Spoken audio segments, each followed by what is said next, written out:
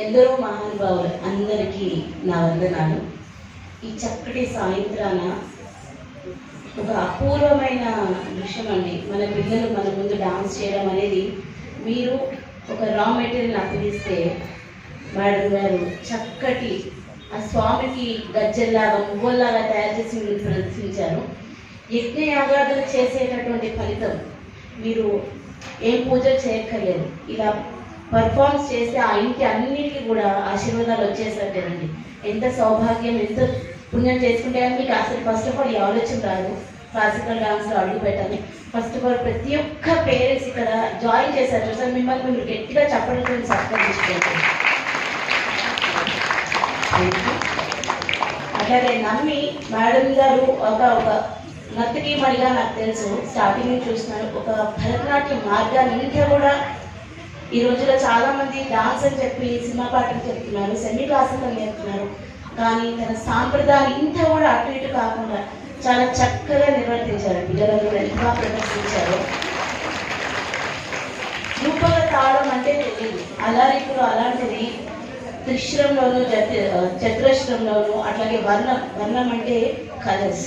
ఆ కలర్స్ని అంటే డాన్స్లో 3 నృత్య నాట్య అని కంప్లీట్ 3 సెట్స్ ఉంటాయి. ఆ 3 సెట్స్ కూడా అద్భుతంగా ప్రదర్శించారు.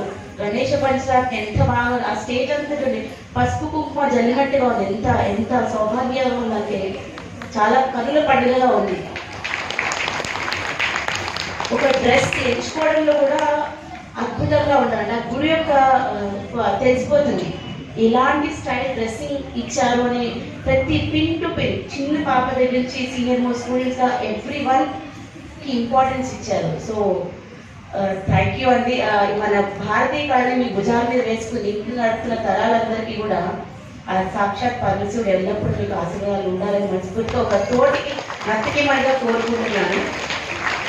దయచేసి ఒకటే ఒక విన్నపం ఏంటంటే, చదువు అనే ఒక మాయలో పడి పిల్లల్ని మాత్రం ఈ కళలను ఆపకండి. నిన్న నేను ఒక పెద్ద కాన్ఫరెన్స్కి వెళ్ళాను.